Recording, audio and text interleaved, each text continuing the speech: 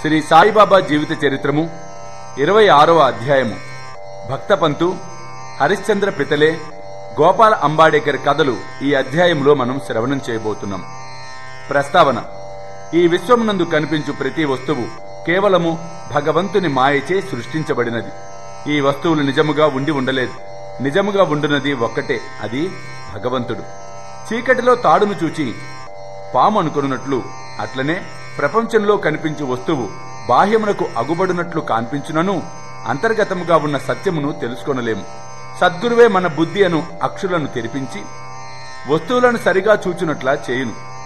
మనకు అగుబడినది నిజస్వరూపము కాదని గ్రహించదము. కాబట్టి సద్గురుని అసలైన దృష్టిని కలుగజేయమని ప్రార్థింతుముగాక. అదే సత్యదృష్టి. ఆంతరంగిక పూజ. హేమాడ్ పంతు మనకు ఒక కొత్త రకము పూజా విధానమును బోధించుచున్నారు. సద్గురుని పాదములు కడుగుటకు ఆనంద బాష్పములు అనే వేడి నీళ్లను ఉపయోగించదముగాక. స్వచ్ఛమైన ప్రేమయను చందనమును వారి శరీరమునకు పూసెదముగాక. దృఢ విశ్వాసమును వస్త్రముతో వారి శరీరమును కప్పెదముగాక. అష్టసాత్విక భావములనెడు 8 తామర పుష్పములు సమర్పించదముగాక. ఏకాగ్ర చిత్తము అను ఫలమును సమర్పించదముగాక. భావమను బుక్క వారి శిరముపై చల్లి భక్తి అనే మొలత్రాడును కట్టెదముగాక. మన శిరస్సును వారి బొటన వ్రేళ్లపై నుంచెదముగాక. సద్గురుని ఈ ప్రకారముగా నగలతో అలంకరించి మన సర్వమును వారికి సమర్పింతుము కాక. వేడిని తొలగించుటకు భక్తి అనే చామరమును వీచెదముగాక. అట్టి ఆనందకరమైన పూజ చేసిన పిమ్మట ఇటులా ప్రార్థించెదముగాక. మా మనస్సును అంతర్ముఖము చేయుము, దానిని లోపల వైపు పోవునట్ల చేయుము. నిత్యానిత్యములకు గల తారతమ్యములను తెలుసుకొను శక్తిని దయచేయుము. ప్రపంచ వస్తువులందు మాకు గల ఆసక్తిని పోగొట్టి మాకు ఆత్మ సాక్షాత్కారము కలుగునట్ల చేయుము. మేము మా శరీరమును ప్రాణమును సర్వమును నీకు సమర్పించదము. సుఖ దుఃఖ భావములు కలగకుండునట్లు మా నేత్రములు నీవిగా చేయుము. మా శరీరమును మా మనస్సును నీ స్వాధీనమందుంచుకొనుచు నీ ఇష్టము వచ్చినట్ల చేయుము. మా చెంచల మనస్సు నీ పాదముల చెంత విశ్రాంతి పొందుగాక. ఇక ఈ అధ్యాయంలోని కథల వైపు మరలుదుము. భక్త పంతు. ఒకనాడు పంతు అను భక్తుడు మరొక సద్గురుని శిష్యుడు అదృష్టవశమున సిరిడీకి వచ్చెను. అతనికి సిరిడీకి పోవ ఇచ్చ లేకుండెను. కాని తానొకటి తలచిన దైవము ఇంకొకటి తలుచునందురు. BB&CI రైల్వేలో పోవుచుండెను. అందులో అనేకులు స్నేహితులు బంధువులు కలిసిరి. వారందరూ సిరిడీకి పోవుచుండిరి. వారందరూ తమ వెంట రమ్మని కోరగా వారిని కాదనలేకుండెను. వారు బొంబాయిలో దిగిరి. పంత్ విరార్లో దిగెను. అచ్చట తన గురువును దర్శించి సిరిడీ పోవుటకు అనుమతి పొంది ఖర్చుల నిమిత్తము డబ్బును కూర్చుకొని అందరితో కలిసి సిరిడీకి వచ్చెను. ఉదయమే సిరిడీ చేరిరి. 11 గంటలకు మసీదు పోయిరి. బాబా పూజ కొరకు చేరిన భక్తుల గుంపును చూచి అందరూ సంతసించిరి. కాని పంతునకు మూర్ఛ వచ్చి హఠాత్తుగా క్రింద పడెను. వారందరూ భయపడిరి. అతనికి చైతన్యం కలిగించుటకు ప్రయత్నించిరి. బాబా కటాక్షముచే అతని ముఖముపై నీళ్లు చల్లగా తెలివి వచ్చెను. నిద్ర నుండి లేచిన వాని వలె లేచి కూర్చుండెను. సర్వజ్ఞుడగు బాబా ఇంకొక గురువు తాలూకా శిష్యుడని గ్రహించి నిర్భయముగా ఉండుమని ధైర్యము చెప్పుచూ తన గురువునందే భక్తిని నిలుచునట్టులా ఈ క్రింది విధముగా పలికెను. ఏది ఏమైనా కానీరా, పట్టు వదలకురా. నీ గురువు ఎందే నీ ఆశ్రయము నిలుపుము. ఎల్లప్పుడూ నిలకడగా ఉండుము. ఎప్పుడూ వారి ధ్యానమునందే మునిగి ఉండుము. పంత్ ఈ మాటల యొక్క ప్రాముఖ్యమును గ్రహించెను. ఈ విధముగా తన సద్గురుని జ్ఞప్తికి తెచ్చుకొనెను. అతడు తన జీవితములో బాబా చేసిన ఈ మేలును మరువలేదు. హరిశ్చంద్ర పితలే. బొంబాయిలో హరిశ్చంద్ర పితలే అనువారుండిరి. అతనికి మూర్ఛ రోగముతో బాధపడుచున్న కొడుకు ఒకడు కలడు. ఇంగ్లీషు మందులను ఆయుర్వేద మందులను కూడా వాడెను. కాని జబ్బు కుదరలేదు. కావున యోగుల పాదములపై పడుట అనే సాధన ఒక్కటే మిగిలెను. 15వ అధ్యాయమునందు చక్కని కీర్తనలచే దాసగను బాబా కీర్తిని బొంబాయి రాజధానిలో వెల్లడి చేసెను అని వింటిని. 1910లో పితలే అట్టి కథలు కొన్నిటిని వినెను. వాని నుండి ఇతరులకు చెప్పిన దాని నుండి బాబా తన దృష్టి చేతను తాకుట చేతను బాగు కానట్టి జబ్బులను బాగు చేయునని గ్రహించెను. సాయిబాబాను చూచుటకు మనస్సులో కోరిక బుట్టెను. సర్వ విధముల సన్నాహమై బహుమానములను వెంట తీసుకుని పండ్ల బుట్టలను పట్టుకుని భార్యాబిడ్డలతో సిరిడీకి వచ్చెను. అతడు మసీదుకు పోయెను. బాబాకు సాష్టాంగ నమస్కారము చేసెను. తన రోగి కొడుకును బాబా పాదములపై వేచెను. బాబా ఆ బిడ్డ వైపు చూడగానే ఒక వింత జరిగెను. పిల్లవాడు వెంటనే కండ్లు గిర్రున తిప్పి చైతన్యమును తప్పి నేలపై పడెను. అతని నోట చొంగ కారెను. అతని శరీరమున చెమట పట్టెను. అతడు చచ్చిన వాని వలె పడెను. దీనిని చూచి తల్లిదండ్రులు మిక్కిలి భయపడిరి. అటువంటి మూర్ఛలు వచ్చుచుండెను గాని ఈ మూర్ఛ చాలాసేపటి వరకు ఉండెను. తల్లి కంటినీరు వరదలుగా కారుచుండెను. ఆమె ఏడ్చుటకు మొదలెడెను. ఆమె స్థితి దొంగల నుండి తప్పించుకోవాలని ఒక గృహములోనికి పరిగెత్తగా అది తన నెత్తిన పడినట్లుగా, పులికి భయపడి పారిపోయి కసాయివాని చేతిలో పడిన ఆవు వలె, ఎండచే బాధపడి చెట్టు నీడకు పోగా అది బాటసారిపై పడినట్లు, లేదా భక్తుడు దేవాలయమునకు పోగా అది వానిపై కూలినట్లుండెను. ఆమె ఇట్లా ఏడ్చుచుండగా బాబా ఆమెను ఇట్లా ఓదార్చెను. అమ్మా, ఇంకా ఏడవద్దమ్మా, కొంతసేపు ఆగుము, ఓపికతో ఉండుము. కుర్రవాణిని బసకు తీసుకుని పొమ్ము, అరగంటలో వానికి చైతన్యము వచ్చునమ్మా అని బాబా చెప్పాను. బాబా చెప్పిన ప్రకారము వారు నెరవేర్చిరి. బాబా మాటలు యథార్థములయ్యను. వాడలోనికి తీసుకుని పోగానే కుర్రవానికి చైతన్యము వచ్చెను. పితలే కుటుంబమంతయు సంతోషించిరి. వారి సంశయములన్నీ తీరెను. పితలే బాబా దర్శనమునకై భార్యతో మసీదుకు వచ్చెను. బాబా పాదములకు వినయముతో సాష్టాంగ నమస్కారము చేసి వారి పాదములను ఒత్తుచూ కూర్చుండిరి. మనసులో బాబా చేసిన ఉపకారమునకు నమస్కరించుచుండిరి. బాబా చిరునవ్వుతో ఇట్లనెను, నీ ఆలోచనలు, సంశయములు, భయోత్పాతములు ఇప్పుడు చల్లబడినవా? ఎవరికైతే నమ్మకము, ఓపిక కలదో వారిని తప్పక భగవంతుడు రక్షించును. పితలే ధనికుడు, మర్యాద కలవాడు. అతడు అందరికీ అపరిమితముగా మిఠాయి పంచిపెట్టెను. బాబాకు చక్కని పండ్లను తాంబూలము ఇచ్చెను. పితలే భార్య సాత్వికురాలు, నిరాడంబరము, ప్రేమ భక్తులతో నిండి ఉండెను. ఆమె స్తంభమునకు దగ్గరగా కూర్చొని బాబా వైపు దృష్టి నిగడ్చి కండ్ల నుండి ఆనంద బాష్పములు రాల్చుచుండెను. ఆమె స్నేహ ప్రేమ భావనలను గని బాబా మిక్కిలి సంతృష్టి చెందెను.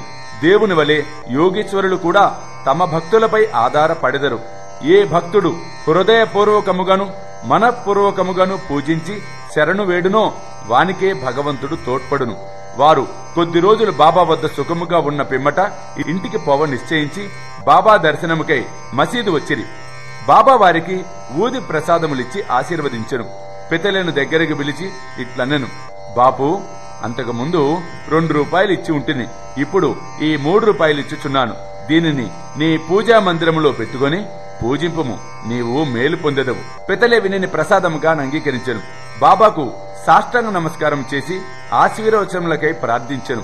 ఇదే తనకు షిరిడీ పోవుటకు మొదటిసారి కనుక అంతకు ముందు 2 రూపాయలు ఇచ్చాను అన్న బాబా మాటల అర్థమును గ్రహింపలేకుండెను.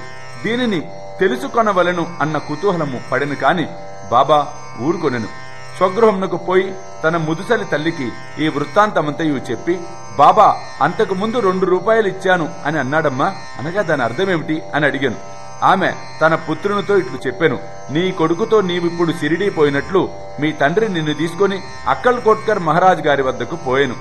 ఆ మహారాజు కూడా సిద్ధపురుషుడు, పూర్ణ యోగి, సర్వజ్ఞుడు, దయాళువు. మీ తండ్రి నిర్మలమైన భక్తుడు కనుక ఆయన పూజను స్వామి ఆమోదించిరి. వారు మీ తండ్రికి 2 రూపాయలిచ్చి మందిరములో పెట్టి పూజింపమనిది. మీ తండ్రి గారు చనిపోవు వరకు వానిని పూజించుచుండిరి. అటు పిమ్మట పూజ ఆగిపోయినది, రూపాయలు పోయినవి. కొన్ని సంవత్సరముల పిమ్మట రూపాయల సంగతి పూర్తిగా మరచితిమి.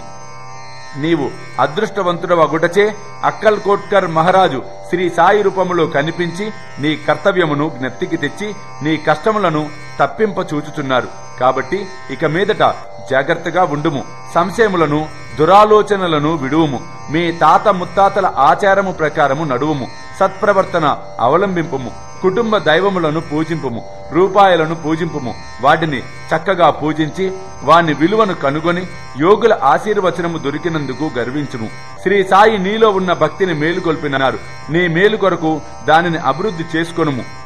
తల్లి మాటలు విని పితలే మిక్కిలి సంతోషించెను. శ్రీ సాయి యొక్క సర్వాంతర్యామిత్వమునందు, వారి శక్తినందు అతనికి నమ్మకము కలిగెను. వారి దర్శన ప్రాముఖ్యమును గ్రహించెను. అప్పటి నుండి తన నడవడి గూర్చి చాలా జాగ్రత్తగా ఉండెను. అంబాడేకర్ గారు పూనా నివాసి గోపాల నారాయణ అంబాడేకర్ బాబా భక్తుడు. ఆబ్కారీ డిపార్ట్మెంట్ లో 10 సంవత్సరములు నౌకరి చేసెను. ఠానా జిల్లాలో జౌహర్ స్టేట్ లోను వారు ఉద్యోగములు చేసి విరమించుకొనిది. మరొక ఉద్యోగము కొరకు ప్రయత్నించిరి, కాని ఫలించలేదు. అతడు అనేక కష్టముల పాలయ్యను. అతని స్థితి రాను రాను అసంతృప్తికరముగా ఉండెను. ఈ ప్రకారముగా 7 సంవత్సరములు గడిచిపోయింది. అతడు ప్రతి సంవత్సరము షిరిడీకి పోవచ్చు బాబాకు తన కష్టములు చెప్పుచుండేవాడు. 1916లో అతని స్థితి చాలా హీనముగా ఉండటచే షిరిడీలో ప్రాణత్యాగము చేయ నిశ్చయించుకునెను. అతడు భార్యతో షిరిడీకి వచ్చి 2 మాసములు ఉండెను. దీక్షితవాడకు ముందున్న ఎడ్ల బండి మీద కూర్చొని ఒకనాడు రాత్రి దగ్గర ఉన్న నూతిలో పడి చావవలెను అని నిశ్చయించుకునెను. అతడి ప్రకారం చేయ నిశ్చయించుకొనగానే బాబా మరొకటి చేసెను. కొన్ని అడుగుల దూరమున ఒక హోటల్ ఉండెను. దాని యజమాని సగుణమేర్ నాయక్. అతడు బాబా భక్తుడు. అతడు అంబాడేకర్ను పిలిచి అక్కల్కోట్కర్ మహారాజ్ గారి చరిత్రను చదివితివా అని అడుగుచూ పుస్తకమునిచ్చెను. అంబాడేకర్ దానిని తీసుకుని చదువనేతించెను. పుస్తకము తెరుచుసరికి ఈ కథ వచ్చెను. అక్కల్కోట్కర్ మహారాజ్ గారి కాలములో ఒక భక్తుడు బాగు కానట్టి దీర్ఘ రోగముచే బాధపడుచుండెను. బాధను సహించలేక నిరాశ చెంది బావిలో దుముకెను. వెంటనే మహారాజు వచ్చి వానిని బావిలో నుంచి బయటకు తీసి ఇట్లనెను, గత జన్మ పాప పుణ్యములను నీవు అనుభవించక తీరదు. నీ అనుభవము పూర్తి కాకున్నచో ప్రాణత్యాగము నీకు తోడ్పడదు. నీవింకొక జన్మనెత్తి బాధను అనుభవించవలెను. చచ్చుటకు ముందు కొంతకాలమేల నీ కర్మను అనుభవించరాదు. గత జన్మల పాపములను ఏల తుడిచివేయరాదు. దానిని శాశ్వతముగా పోవునట్లు చేయుము. సమయోచితమైన ఈ కథను చదివి అంబాడేకర్ మిగులు ఆశ్చర్యపడెను. వాని మనస్సు కరిగెను. బాబా సలహా ఈ ప్రకారముగా లభింపనిచో వాడు చచ్చియే ఉండును. బాబా సర్వజ్ఞత్వమును దయాలుత్వమును చూచి అంబాడేకర్కు బాబా యందు నమ్మకము బలబడి అతనికి గల భక్తి దృఢమయ్యెను. అతని తండ్రి అక్కల్కోట్కర్ మహారాజు భక్తుడు కాన కొడుకు కూడా తండ్రి వలె భక్తుడు కావలను అని బాబా కోరిక. అతడు బాబా ఆశీర్వచనము పొందెను. వాని శ్రేయస్సు వృద్ధి పొందెను. జ్యోతిష్యము చదివి అందులో ప్రావీణ్యము సంపాదించి దాని ద్వారా తన పరిస్థితి బాగు చేసుకొనెను. కావలసినంత ధనమును సంపాదించుకొనగలిగెను. మిగతా జీవితమంతయు సుఖముగా గడిపెను. ఓం నమో శ్రీ సాయినాథాయ. శాంతి శాంతి శాంతి. 26వ అధ్యాయము సంపూర్ణము. సర్వం శ్రీ సాయినాథార్పణమస్తు.